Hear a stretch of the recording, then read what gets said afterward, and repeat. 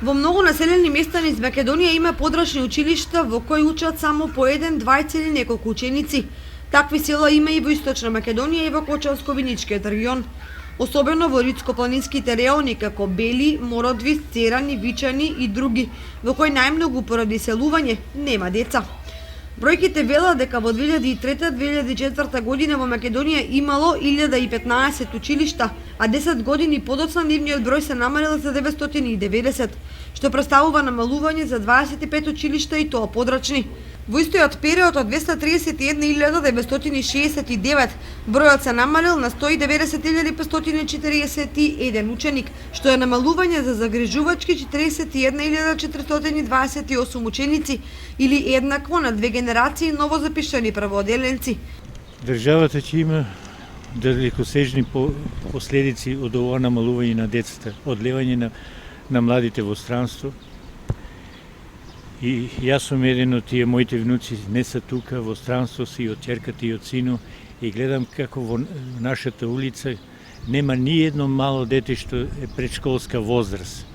Раде Кратовче имаше по 6 до 8 оделенија, од прво оделение се запишува, а сега едва 2 до 3, тоа значи повеќе од 2 пати се намалени, а тоа лошо ќе се одрази и на државата и на нашата македонска нација што треба да обстојува.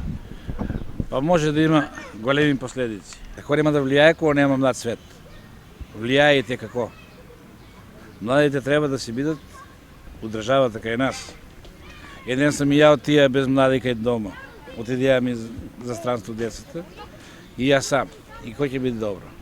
Ке има и да заминуват, особено младите заминуват, а вие старите ќе останат тука, многу јасно. И претходно е било така дека младите заминува, а и сега па оште повеќе ќе заминуваат. Ти гледате дека тука нема живот. Затоа што нема деца, а и нема више са тие у странство помладите, а тука што има помлади таквија, неќе да се женат. Јас што ги знам од Ождерица, што има неженини, околу мен има ги 10 души. Неженини, машки, по 45 години, од 25 години до 45 години има ергени што не се женини. Луѓето бегат по странство, нема деца, нема луѓе, нема млади, само старите остануваат.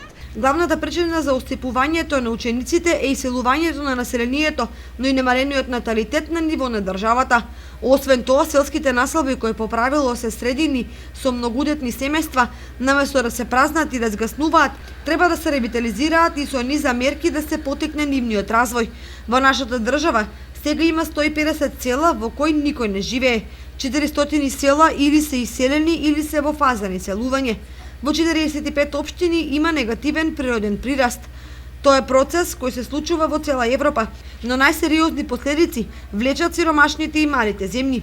Проблемите се надобразуваат како синџир, бидејќи осипувањето на бројот на основците подоцна негативно се одразува во средните училишта и на факултетите, за на крај стопанството да се соочи со недостиг на млада и квалитетна работна сила.